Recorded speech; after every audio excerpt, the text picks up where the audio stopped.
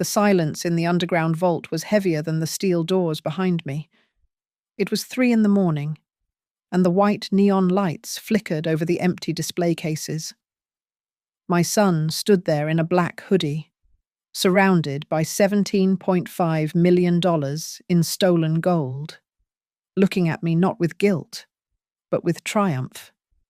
He thought he had framed me perfectly, but he did not know he had just signed his own ruin. My name is Evelyn Hart, and at 62 years old, I stood freezing in the subterranean silence of the Aurora Prestige storage vault while my world collapsed. The call had come in at 3 in the morning, a jagged sound that tore me from a restless sleep in my empty house in Fort Worth. Now, standing on the polished concrete floor of the facility I had guarded for nearly a decade, the only sound was the hum of the air filtration system and the frantic thudding of my own heart against my ribs. The sirens outside had been cut, leaving a vacuum of noise that felt heavier than the steel-reinforced doors I had just rushed through. I adjusted my glasses, my hands shaking despite the years of discipline I had forged as a financial security expert. At the end of the long, sterile hallway, bathed in the clinical flicker of white neon, stood the reason for my midnight terror. It was Michael, my son, 34 years old, stood with his back to me. He wore a black hoodie that swallowed his frame and thick leather gloves that looked alien on hands I once held when they were small enough to fit inside my palm. Around him, the carnage was silent but total. The deposit boxes were not broken. They were unlocked. The display cases for the VIP transit clients were not smashed. They were open. "Michael," I said, my voice cracking in the dry air. He turned slowly. There was no panic in his eyes.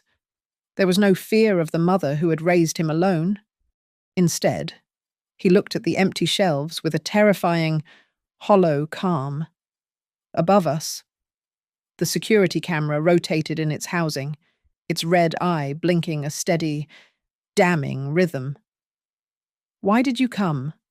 Michael asked, his voice smooth, echoing slightly off the metal walls. He gestured to the empty shelves where $17.5 million in gold bars and vintage jewelry should have been resting. "This place is now mine. And you? You are just the fingerprint to make the system believe that nothing is unusual." I stepped toward the control panel mounted on the wall, my breath caught in my throat. The screen did not show an intruder alert. It glowed with a green confirmation banner. "Authorized access, Evelyn Hart. Level 5 clearance. Time 2:45 in the morning." There were no guards. The night shift had been rotated out for a system update I supposedly authorized. It was just us. "You used my codes," I said, the realization hitting me like a physical blow. "You spoofed my terminal." Before he could answer, the heavy thud of boots hammered down the corridor behind me. A young duty manager, his face pale and sweating, skidded to a halt, flanked by 2 police officers with hands on their holsters. The manager looked at the open vault, then at the screen, and finally at me with a look of utter betrayal. "Ms. Hart," the manager stammered, pointing a trembling finger at the logs. "The system says you initiated the transfer. It says you authorized the removal of the assets." The officers stepped forward. "Ma'am, step away from the panel." I looked at Michael. This was his moment to speak, to explain, to defend me. "I didn't know," Michael said to the officers, raising his hands in a performance of perfect innocence. "She called me. She said she needed help moving some heavy crates for a client audit. I didn't know they were stealing them. I just did what my mother asked." The air left my lungs. He was not just stealing the gold. He was stealing my life to pay for it. He had staged this tableau to make me the mastermind, and himself the unwitting pawn. The coldness in his eyes told me this wasn't a desperate act of passion. It was a calculated transaction. I felt a scream building in my chest, a mixture of shock, agonizing pain, and a sudden, molten fury. But the professional in me, the woman who had survived 3 decades in the cutthroat world of high finance, clamped down on the hysteria. I straightened my spine. I looked at the officers, then turned my gaze solely on my son. "Con, sure you want to choose this way? Michael?" I asked softly. He didn't flinch. He just held my gaze, a slight smirk playing on his lips, confident in his victory. The officer grabbed my wrist, pulling my arm behind my back. The cold metal of the handcuffs clicked shut, biting into my skin. As they turned me around to march me out, I looked up at the security camera one last time.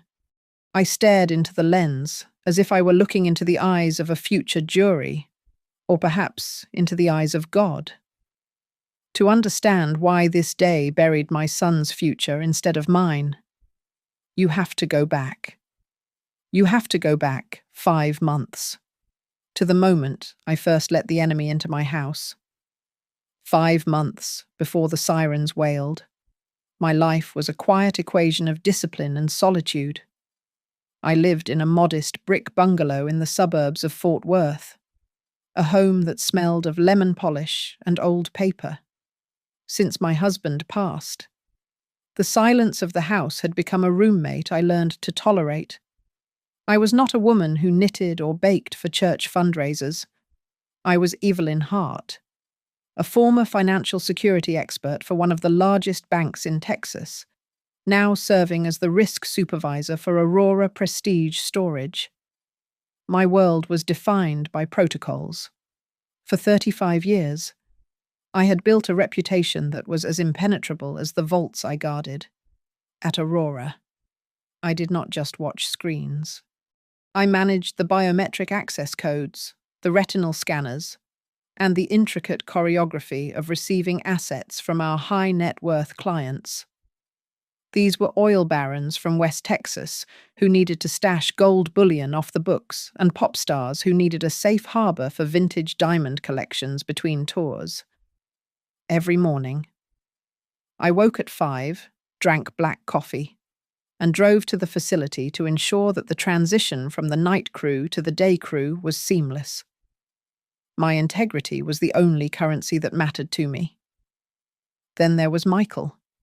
He was my only child, a boy who once brought me dandelion bouquets, but had grown into a man I barely recognized. At 34, Michael was a collage of failed startups and maxed-out credit cards. He drove a leased luxury car he could not afford and wore watches that cost more than my first car. He lived in a state of perpetual resentment, convinced that the world owed him a fortune he had not earned. I remembered the fight we had a year ago, the one that nearly severed our relationship permanently. He had come to me asking for a loan to open a cryptocurrency exchange. "You just don't understand the modern economy?" "Mom." He had sneered, pacing my living room. "You are stuck in the dinosaur age of savings bonds and risk aversion. If you just gave me the seed money, I could flip it in 6 months. It sounds like a Ponzi scheme." "Michael," I had told him, my voice flat, "I will not finance a gamble." He had stormed out, and the silence that followed lasted for months until he introduced me to Amanda. Amanda was different. She was a lifestyle consultant with a polished Instagram presence and a voice like warm honey. She was the bridge Michael used to walk back into my life. She was charming, attentive, and seemingly fascinated by me. I wanted to like her. I wanted to believe that my son had finally found a woman who could ground him. That hope blinded me during the dinner they attended at my house 3 months ago. I had roasted a chicken, trying to create an atmosphere of domestic normalcy. The wine was pouring freely, and for the first time in years, Michael seemed relaxed. The conversation drifted from the weather to my work. "It must be so intense," Amanda said, leaning her chin on her hand, her eyes wide with what looked like innocent curiosity. "I mean, knowing you are responsible for all that wealth. How do you even sleep is the security." "Like in the movies, lasers and pressure plates," I laughed, feeling the wine warm my cheeks. "It is more boring than that, dear. It is mostly dual authentication keys and blind spots that only I know how to check." "But surely," she pressed, swirling her Pinot Noir, "if something happened, like a fire, there is an override. A way to get things out fast." I felt a prickle on the back of my neck. It was a sensation I had honed over decades of catching fraudsters and embezzlers. It was the instinct that screamed when a question was too specific, too probing. "There are protocols," I said, my voice sharpening slightly. "Why do you ask?" Michael jumped in, his laugh a little too loud. "She is just impressed." "Mom, don't go. Don't go full security guard on us. We are just making conversation. I just think you are amazing." "Evelyn," Amanda added quickly, touching my arm. "It is just, well, it is incredible that one person holds the keys to all that." I looked at her, then at Michael. I wanted so badly to be the mother who was proud of her son, the mother who could have a normal dinner without suspecting an interrogation. So I pushed the professional paranoia down. I poured another glass of wine and let them believe they were just chatting with a lonely old woman. When they left that night, the house felt colder than usual. I sat at the dining table, staring at the 2 half-empty wine glasses they had left behind. The lipstick stain on Amanda's glass was a perfect crimson crescent.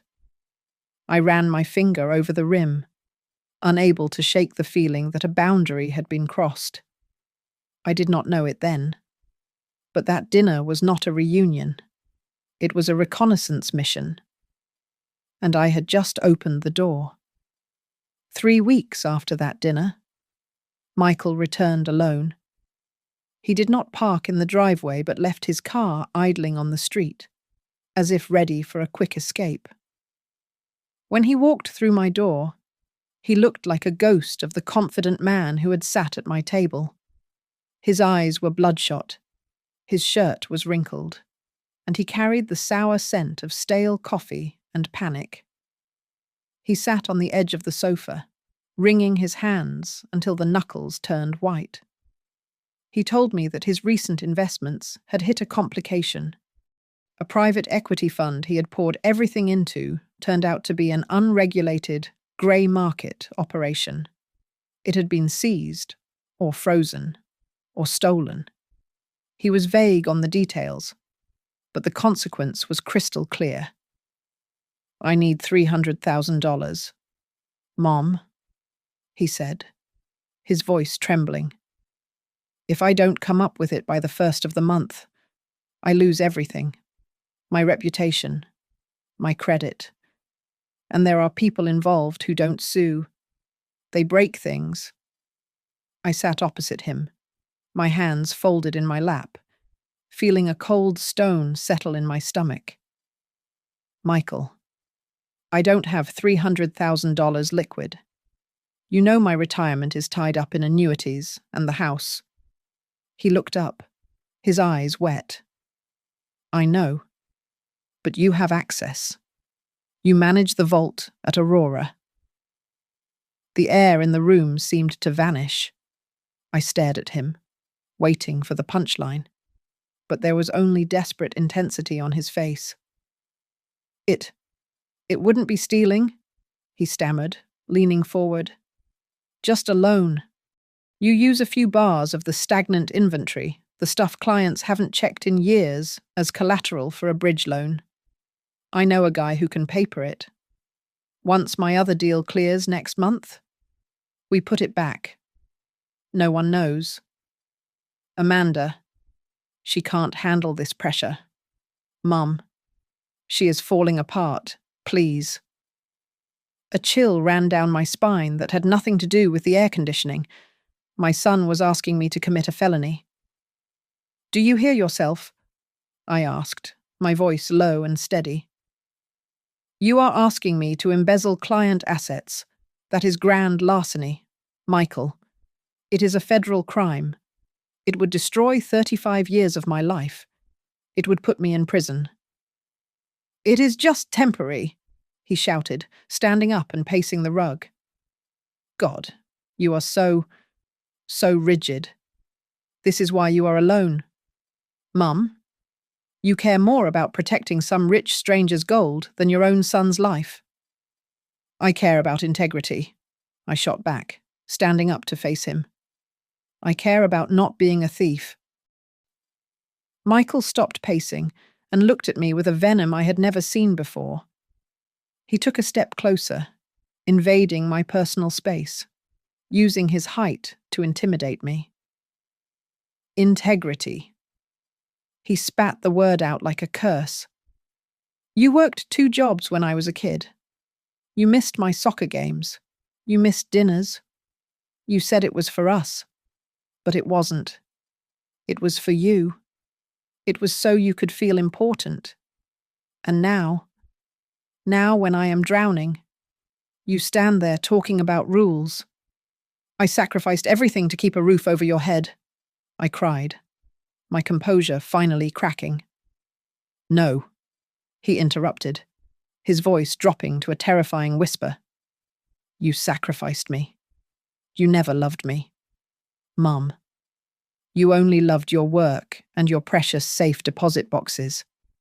If you lose everything for me, well, at least it would be the first time you actually chose me. The words hit me like physical blows. I stood frozen, my heart hammering against my ribs. Part of me wanted to weep, to apologize for every missed birthday, to beg for his forgiveness. But the other part of me, the part that had guarded millions of dollars without a single error, saw the manipulation for what it was. He was weaponizing my guilt to turn me into a criminal. I will help you find a lawyer, I said, my voice shaking but resolute. I will help you file for bankruptcy. I will help you formulate a repayment plan. But I will not touch the vault. I will not become a thief for you. Michael stared at me for a long moment. The desperation in his face hardened into something cold and unrecognizable. Fine, he said. Have it your way. He turned and walked out, slamming the front door so hard the windows rattled in their frames. I stood in the silence of the hallway, feeling the temperature of the house drop 10 degrees. I realized then that I had not just refused a loan. I had declared war, though I did not know it yet. I went to the kitchen and retrieved my old leather-bound notebook. My hands were trembling, but I forced myself to write down the date, the time, and the substance of our conversation. It was a habit from my days at the bank document everything. As I wrote down his demand for $300,000, I felt a sick feeling in my gut. I was documenting the death of my relationship with my son, terrified that one day these notes would be the only thing standing between me and a prison cell. The following weeks drifted by in a silence that felt manufactured. Michael stopped calling, and he stopped coming by the house to demand money. Instead, I watched his life unfold through the glowing blue screen of my phone. On social media, he posted photos of expensive steak dinners and bottles of vintage champagne, captioned with vague, triumphant phrases about turning the corner and trusting the process. I felt a mixture of relief and nausea, and part of me hoped he had found a legitimate investor. But the risk manager in me knew that money does not appear out of thin air without a cost. I told myself he had found another source, perhaps a loan shark or a silent partner, and that I was finally free of his financial gravity. Then came the distraction. The director of operations at Aurora called me into his office to announce that the company was upgrading our biometric encryption protocols. As a reward for my diligence during the transition, they wanted to send me to a high-level security conference in San Diego. It was an all-expenses-paid trip, a rare luxury for someone in my position. I accepted, feeling a flicker of pride that my work was still valued. When I mentioned the trip to Michael, his demeanor shifted instantly. He came over that evening, not to argue, but to help me pack. He was gentle, almost charming. The son I remembered from before the debts and the resentment. "You need this. Mom," he said, folding a sweater into my suitcase with surprising care. "You have been grinding away at that vault for too long. Go see the ocean. Let me drive you to the airport tomorrow. It is the least I can do." I let my guard down. I wanted to believe that the storm had passed. I allowed myself to feel cared for.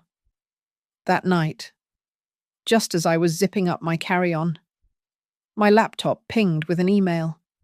It appeared to be from the Aurora IT department, flagged with high importance. The subject line read, "Urgent remote access credential verification required for system upgrade." The interface looked identical to the internal portal I used every day, down to the company logo and the font. It asked me to confirm my master password and the current 6-digit code from my two-factor authentication token to ensure my account remained active during the server migration. I was tired. I was distracted by the trip. I pulled my RSA token from my purse, typed in the shifting numbers, and hit enter.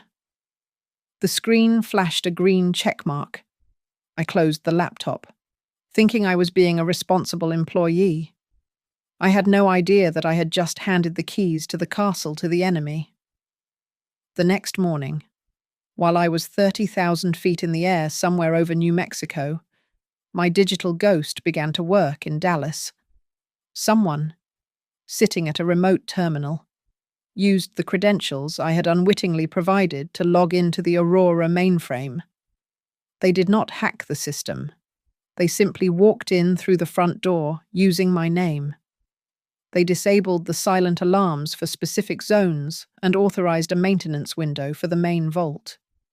When I landed in San Diego, my phone buzzed with a text from Michael. "Landed okay? Send me a pic of the view when you get to the hotel. Want to make sure you are relaxing." I smiled and sent him a photo of the palm trees and the Pacific Ocean. I thought he was being a concerned son. In reality, I was providing him with a time-stamped alibi and confirmation that the only person who could stop him was 1,500 miles away. Back in Dallas, the sun was setting. According to the investigation logs I would see later, a grey van pulled up to the rear loading dock of Aurora Prestige Storage. 3 men wearing maintenance uniforms and low baseball caps exited the vehicle. They used a cloned access card, one that matched the encrypted signal of my own badge, to swipe into the employee entrance. The system greeted them not as intruders, but as me. They did not ransack the place. They were surgical.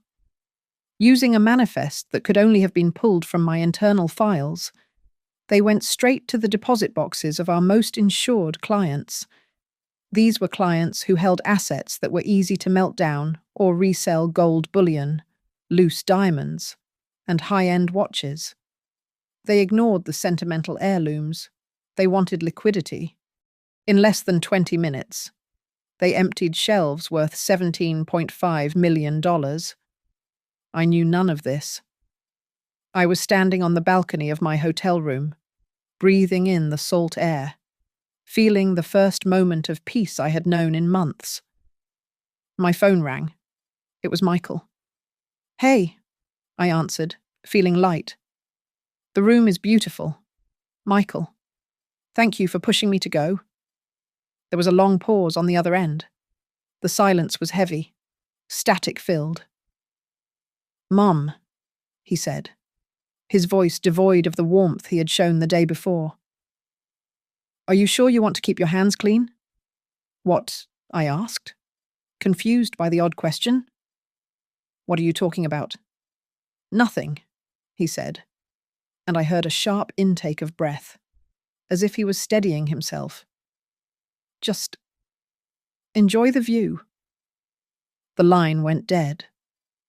I stared at the phone, a sudden chill seizing my chest despite the California heat.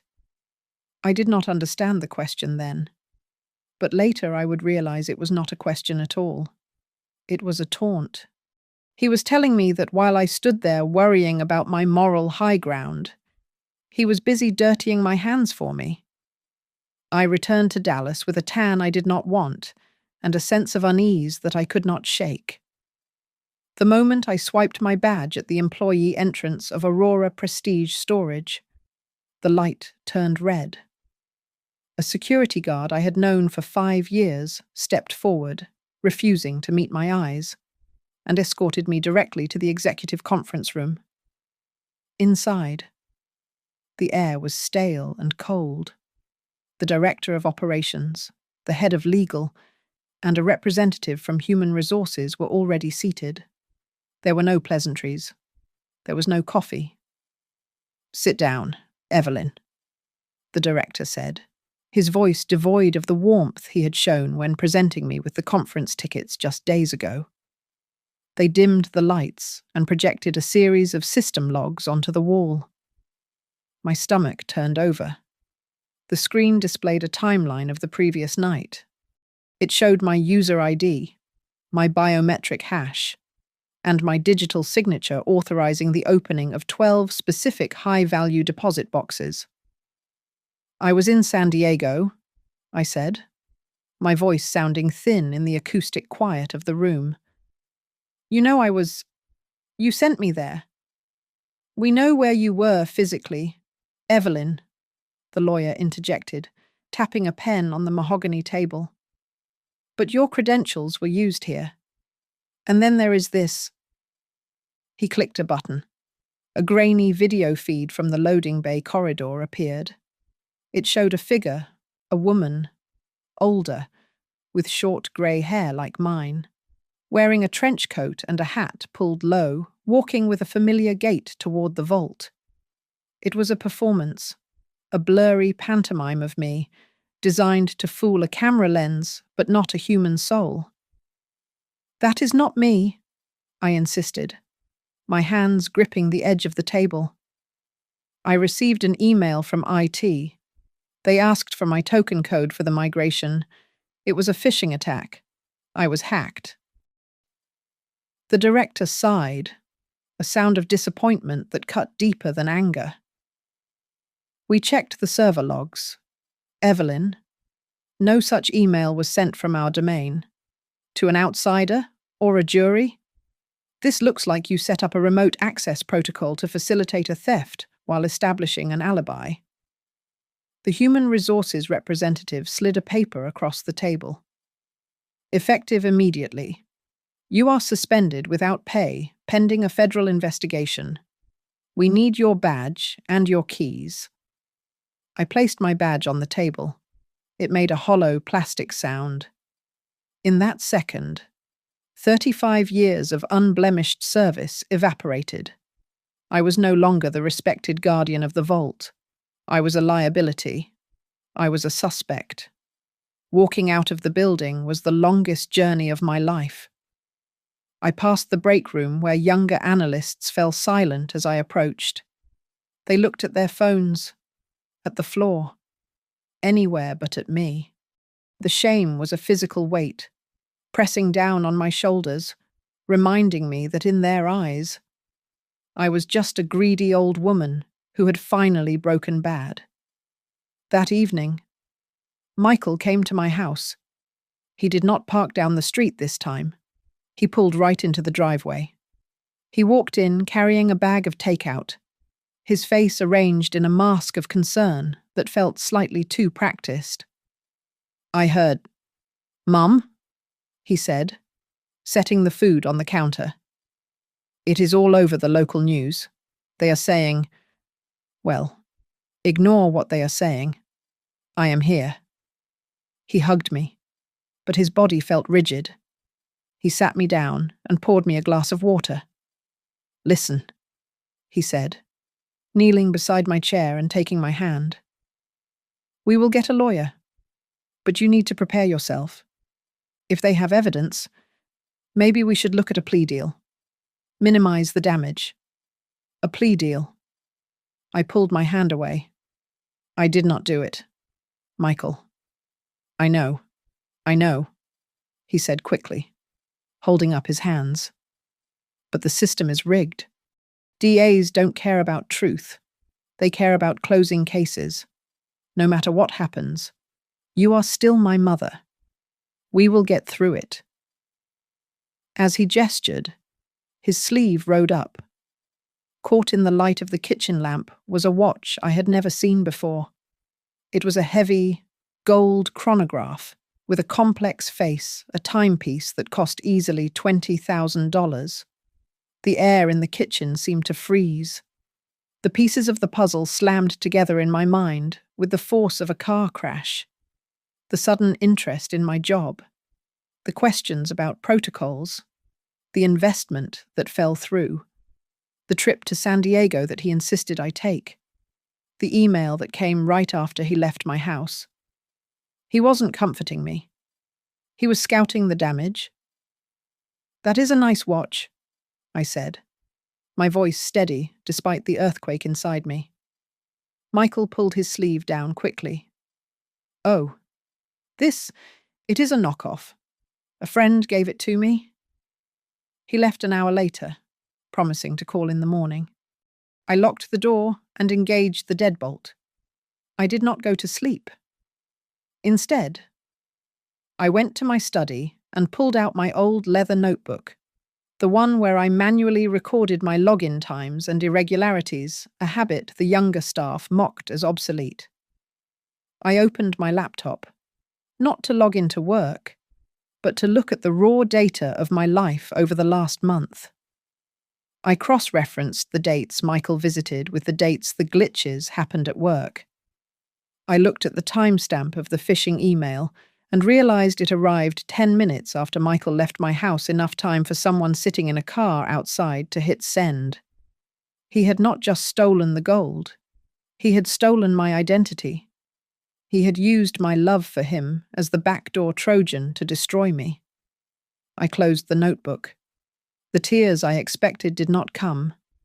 Instead, a cold, hard clarity settled over me. I was not going to prison for a crime my son committed. I was going to find out exactly how he did it.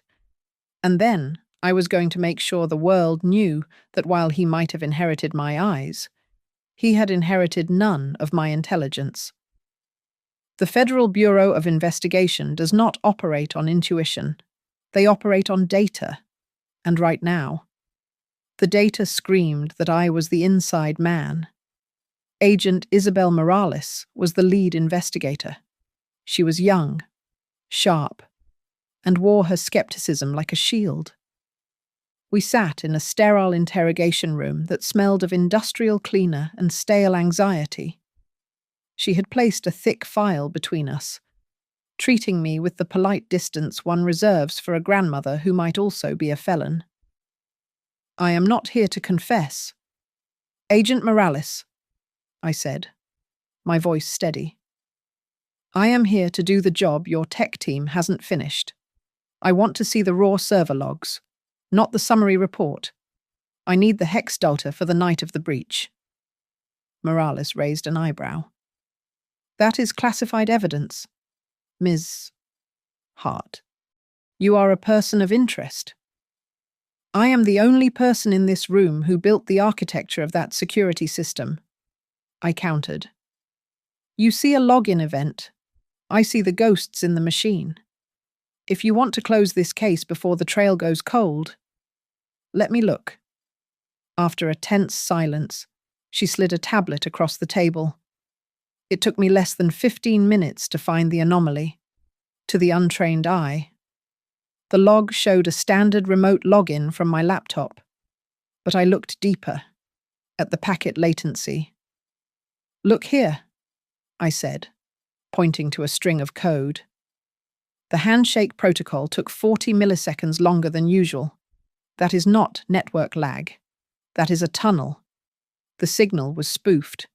It says it came from my IP address, but it was bounced through a proxy. Morales leaned in, her demeanor shifting from interrogator to partner. Can you trace the origin? I can, I said, my fingers flying over the virtual keyboard. It resolves to a static IP. Here, a leased warehouse unit in East Dallas. We moved to the main monitor on the wall. Morales pulled up the traffic camera feeds for the warehouse district and the perimeter of Aurora Prestige storage. The timestamps aligned perfectly. At 2:15 in the morning, a vehicle exited the rear blind spot of the Aurora facility and drove east. It was a grey pickup truck. It had a distinct dent on the rear bumper, a dent I remembered paying $500 to fix 3 years ago, only for Michael to back into a pole again a week later. That is his truck, I said. The words tasted like ash. Morales typed rapidly. Let's see who leased the warehouse. A moment later, a name flashed on the screen. Amanda Lewis.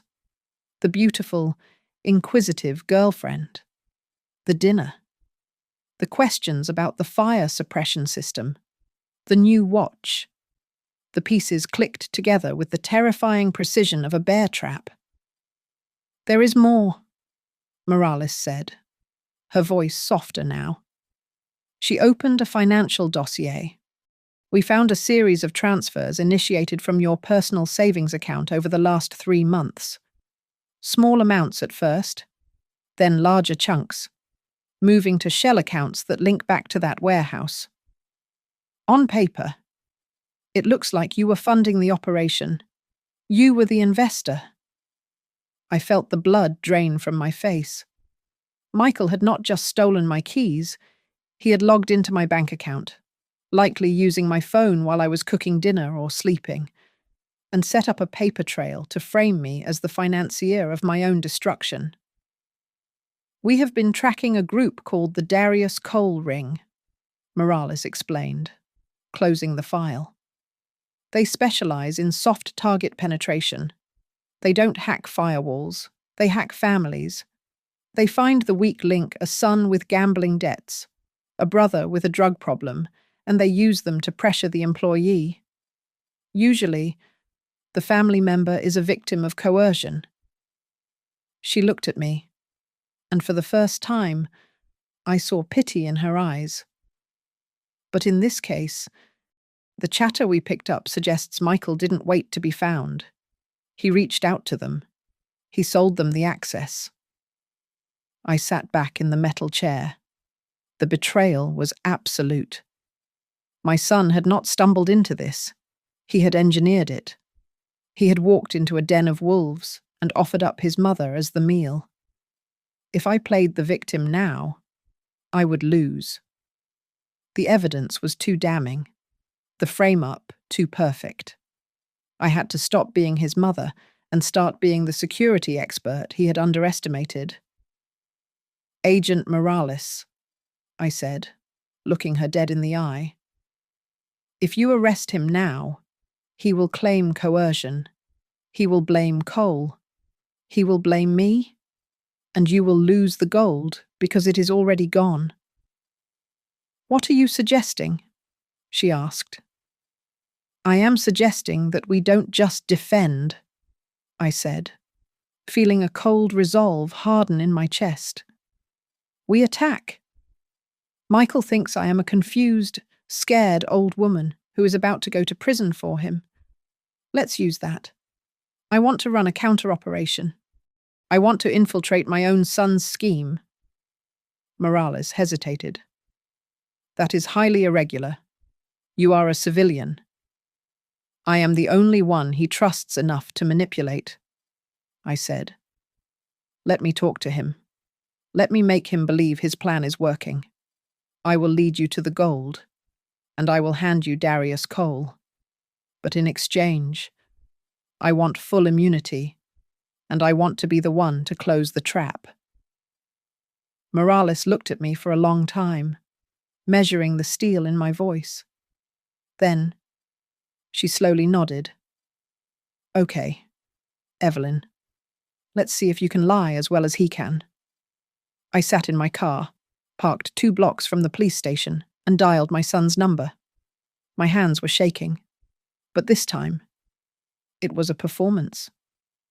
I had rehearsed the tremor in my voice, the catch in my breath that signified a mother on the edge of a breakdown. When he answered, I let the silence hang for a second too long. Michael, I whispered. They took my passport. They said I might be indicted by Friday. Calm down. Mum. Michael's voice came through the speaker, smooth and terrifyingly detached. Don't say anything to them. Did you ask for a lawyer like I told you I am scared? Michael, I said, pitching my voice up an octave. I am going to lose the house. I am going to die in prison. You have to help me. I did everything you asked. There was a pause. I could almost hear him calculating, weighing my desperation against his risk. Meet me at the alcove, he said. The back booth. 40 minutes. The alcove was a dim, wood-panelled bar where we used to go for burgers when he was in college. Now, it was the setting for my son to negotiate my surrender. When I arrived, he was already there, nursing a bourbon. He looked better than he had in months, clean-shaven, wearing a crisp shirt. Success, even stolen success, suited him. I slid into the booth, keeping my purse on the table with the voice recorder app running in the background. Here, he said, sliding a thick envelope across the sticky table. This is the way out. I opened it. It was a legal admission of negligence, stating that I had unknowingly shared my passwords due to age-related cognitive decline and agreeing to liquidate my assets to cover a portion of the insurance deductible. It was not a defense, it was a sacrifice. It cleared him and Amanda completely. If you sign this, Michael said, leaning in, his voice dropping to a conspiratorial whisper. The company settles. They don't want a trial. You lose the pension. Sure. But you stay out of jail. And Amanda and I will take care of you. I looked at the document, feeling a bile rise in my throat. He was selling me out for pennies on the dollar. How can I be sure, I asked, looking up at him with wide, watery eyes. The gold. Michael, if they find the gold, this paper means nothing. Where is it? Is it safe? He scoffed, a sound of pure arrogance. Safe, Mom. It is invisible. But I can't keep it all there forever. What do you mean? I pressed, leaning closer. I need to know. If I am going to sign my life away, I need to know you actually have the leverage. Michael looked around the empty bar, then looked back at me. The need to brag, to show his mother that he was smarter than the world, overcame him. The main hall is with Cole's people. He murmured, but I held back. I took 3 crates of the unlisted bullion and the diamond parure from the Kensington deposit. It is sitting in a self-storage unit off Interstate 30, Unit 402. It is under Amanda's maiden name. My heart hammered against my ribs, but I kept my face masked in fear. But Cole, if he finds out you stole from him... Michael smirked. He won't. I swapped the bars with lead-filled decoys I bought online. By the time he melts them down, I will be in Brazil. I felt a chill that had nothing to do with the air conditioning. My son was not just a thief. He was a fool. He had double-crossed a violent syndicate that specialized in hurting people. If Darius Cole found out about the fake gold, he wouldn't just kill Michael. He would come for everyone Michael had ever touched, including me. You? You played them, I asked, letting the horror bleed into my voice legitimately this time. I beat them, he corrected, taking a sip of his drink. Just like I beat the system.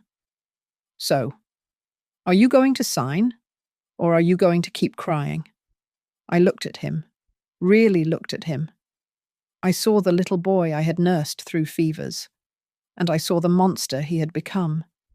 He was willing to let me take the fall, and he was arrogant enough to think he could outsmart career criminals. I can't sign this yet, I said, pulling the envelope back. Not until the side stash is moved. It is too dangerous in a self-storage unit.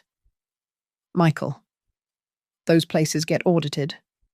I don't have a buyer yet, he admitted, a crack showing in his armor.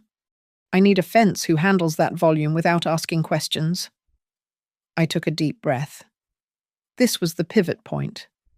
I know someone. I lied. From my days at the bank. A private collector who buys off the books. He pays 70 cents on the dollar. But he is invisible. If you want to disappear to Brazil, you need cash, not heavy metal. Michael eyed me suspiciously. You are Miss By the Book. I said, meeting his gaze. But I am also a mother who doesn't want her son found in a ditch by Darius Cole. Let me set up the meeting. We sell the stash, split the money, and then I sign your papers. Greed warred with caution in his eyes. Greed won. Set it up, he said. But if this is a trick, look at me. Michael, I said, spreading my hands.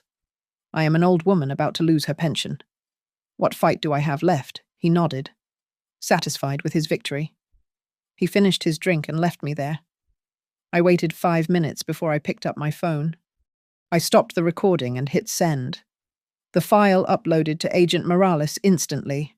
I have him. I texted. He has a stash, and he is trying to sell it. I drove home in silence.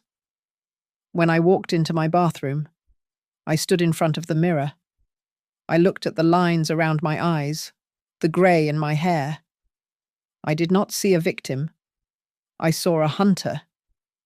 I was going to set up a sting operation to catch my own flesh and blood. It was an unnatural act, a violation of the biological imperative to protect one's offspring. But Michael had already severed that bond. I wasn't destroying him. I was stopping him before he dragged us both into a grave. God forgive me, I whispered to my reflection. But as I turned off the light, I knew that forgiveness was a luxury I could no longer afford. Justice was the only currency left. The warehouse was a rotting husk of corrugated iron and shattered glass on the edge of the Arlington Industrial District. It smelled of wet cardboard and ancient engine oil. I stood in the center of the vast, empty floor, clutching my purse with both hands to hide the tremors that had nothing to do with the cold. Outside, in the shadows of the surrounding scrapyard, Agent Morales and her tactical team were watching through long-range lenses and thermal imaging, but inside, I was entirely alone. Michael had believed the lie. I told him I had found a buyer, a reclusive Middle Eastern collector who dealt in cash and asked no questions. a relic from my days in banking who trusted no one but me. It was the only way to lure Michael out of his hole with the evidence. Headlights swept across the cracked concrete walls. A black SUV rolled into the loading bay, the engine growl echoing in the silence. My heart hammered against my ribs. The plan was for Michael to come alone, hand over the goods, and confess on the wire I was wearing taped to my chest. But as the doors opened, the plan disintegrated. Michael stepped out, looking slick and nervous in a leather jacket. But he was not alone. Amanda climbed out of the passenger side, clutching a designer bag and looking terrified. And from the back seat emerged a man I did not know, a hulking figure with a shaved head and eyes that scanned the room like a predator. This was Darius Cole's insurance policy. "Where is he?" Michael demanded, his voice echoing too loud in the empty space. "You said the buyer would be here with the cash." "He is 5 minutes out." I lied, keeping my voice steady, channeling the authority I used to wield in the boardroom. "He does not meet people until the merchandise is verified. That is the deal." The large man stepped forward, his hand hovering near his waistband. "Check the goods," he grunted. Michael nodded and dragged 2 heavy iron crates from the trunk. He set them down on the concrete and popped the latches. In the dim yellow light of the warehouse, the contents gleamed with a sinister beauty. Gold bars, stacked in neat rows, and velvet pouches spilling out diamonds that refracted the weak light. It was a fortune. It was also the physical weight of my son's sins. 17.5 million, Michael whispered, staring at the gold with a hunger that made me sick. Or what is left of it. I took a step closer, positioning myself so the microphone under my blouse would pick up every word. "It is impressive, Michael," I said, forcing a tone of admiration. "But are you sure the trail is clean? This buyer, he won't touch it if there is any digital residue." Michael laughed, a sharp, arrogant sound. "Mum, please, I told you. I used your credentials. I spoofed the IP address to make it look like a tunnel from the office. I even sent that phishing email to you 10 minutes after I left your house so the timestamp would be perfect. The FBI is chasing a ghost." "And the PIN," I pressed. "The 2-factor code. Stolen from your laptop while you were pouring wine," he bragged, looking at Amanda, who offered a weak, trembling smile. "It was flawless. You were the perfect patsy." You really thought of everything," I said, my voice breaking, not with pride, but with grief. Suddenly, the large man stiffened. He looked at his watch, then at the empty entrance. "Buyer is late. Too quiet." He walked toward Michael, not me. He narrowed his eyes at my son. "You acting nervous, kid. You sweating." I want to get paid," Michael stammered. The man reached out and shoved Michael against the SUV. "Let me see." He patted Michael down roughly. His hand stopped at Michael's chest. He reached into Michael's inner pocket and ripped out a small digital recorder that was running. My blood ran cold. Michael, in his infinite arrogance and paranoia, had decided to record the meeting himself, likely to blackmail the buyer or double-cross Cole later. "You wearing a wire?" the man roared, pulling a gun from his waistband. "You rat!" "No!" Michael screamed, his hands flying up. "No, that is for me. Just for me. Federal agents, drop the weapon." The voice boomed from the darkness as the warehouse floodlights blazed to life, blinding us all. The glass windows shattered inward as tactical teams breached from every side. Chaos erupted. The man grabbed Amanda by the hair, dragging her in front of him as a human shield, waving his gun wildly. "Back off," he screamed. "Michael, get down," I yelled, diving behind a rusted pillar. A single, sharp crack of a rifle shot rang out from the catwalks above. The man's shoulder exploded in red, and he spun around, dropping the gun. Amanda screamed and scrambled away on her hands and knees. "Move, move, move!" Agents swarmed the floor. Michael stood frozen, staring at the gold scattered on the concrete, his hands still raised. An agent tackled him, slamming his face into the dirt next to the very bullion he had stolen. I stood up slowly as the dust settled. Agent Morales was already cuffing the gunman. 2 other agents hauled Michael to his feet. His nose was bleeding, and his expensive jacket was covered in grime.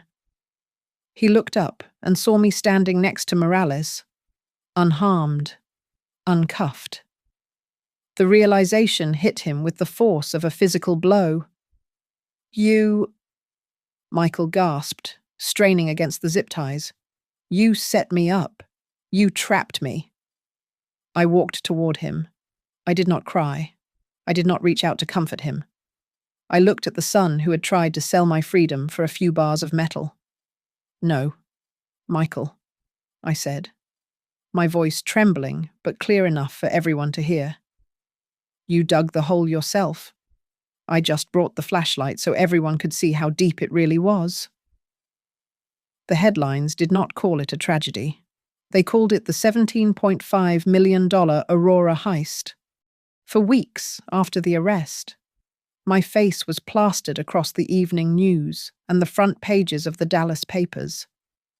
Even though the Federal Bureau of Investigation had quietly cleared me of criminal intent in their internal files, the court of public opinion moved at a different speed. To the world, I was still the inside woman, the mother who had supposedly masterminded a fortune in gold bullion only to turn on her own son when the heat got too high. I walked through the grocery store and felt eyes burning into my back. People I had known for 20 years crossed the street to avoid saying hello. I had been exonerated by the law, but I was being convicted by my community. Inside the interrogation rooms, Michael was fighting for his life with the only weapon he had left, lies. He told the detectives that Darius Cole had kidnapped him, that he was a victim of extortion, and that every keystroke he made was under the threat of death. He painted a portrait of a terrified son trying to save his mother from a cartel. It might have worked, too, if not for the digital trail he had been so proud of. The recordings from the bar, the audio from the warehouse wire, and the metadata from the phishing email, they all told a different story. They showed a man who was not trembling with fear, but vibrating with greed. The final nail in his defense came when Darius Cole was apprehended in a separate raid in Houston. Facing a 20-year sentence, Cole didn't hesitate to trade up. He handed over encrypted chat logs and voice memos that predated the heist by 6 months. They showed that Michael had contacted him first. My son had not been recruited. He had sent out a sales pitch. He had offered up the Aurora Vault and his mother as a turnkey investment opportunity. The district attorney sat across from me in a small, windowless office. She was a sharp woman who looked tired. "We are offering you full immunity, Ms. Hart," she said, sliding a thick stack of documents toward me. "No charges for the negligence, no civil liability. But there is a condition. You have to take the stand. We need you to walk the jury through every step of the betrayal. You have to be the one to bury him." I looked at the papers. It was a lifeline, but it felt like a noose. Before I signed, I went to see him. The county jail was a grey, soulless place that smelled of bleach and despair. Michael sat behind the reinforced glass partition. wearing an orange jumpsuit that made his skin look sallow. He looked smaller than I remembered, stripped of his expensive watches and his arrogance. "Mom," he said into the phone receiver, his voice cracking. "Mom, you can't let them do this to me. I am your son. Remember when I broke my arm in the 3rd grade? You slept in the chair next to my bed for 3 nights. You always protect me." He was doing it again. He was reaching back into the past, pulling out the genuine moments of love we had shared, and twisting them into a shield. He looked at me with those wide eyes, pleading, trying to trigger the instinct that had made me forgive his debts, his insults, and his neglect for years. "I made a mistake," he whispered, pressing his hand against the glass. "I just wanted to be someone you could be proud of. I did it for us." I looked at him, and for a second, my heart shattered. I wanted to tear up the plea deal. I wanted to lie for him. But then the memory of the warehouse flooded back. I heard his voice from the recording, clear and cold, telling Cole that I was just a fingerprint. I remembered the phishing email. I remembered him asking if I wanted to keep my hands clean while he was busy dirtying them with my life's work. "You didn't do it for us, Michael," I said, my voice steady despite the tears pricking my eyes. "You did it to me. If I had gone to prison like you planned, you wouldn't be visiting me. You would be in Brazil spending the money." He recoiled as if I had slapped him. The mask slipped, and for a split second, the hatred flared in his eyes, the same look he had given me when the police tackled him. I left the jail with my chest feeling hollowed out. My phone was full of messages from family members and friends. The opinions were violently divided. Some called me a monster for turning on my own blood. How can a mother testify against her child? My cousin texted. Others told me I was a saint for standing up for justice. They were all wrong. I was neither. I was just a woman who had run out of cheeks to turn. Agent Morales met me outside the courthouse the next morning. She saw the hesitation in my walk. "Evelyn?" she said, putting a hand on my shoulder. "If you walk away now, if you refuse to testify, the case weakens.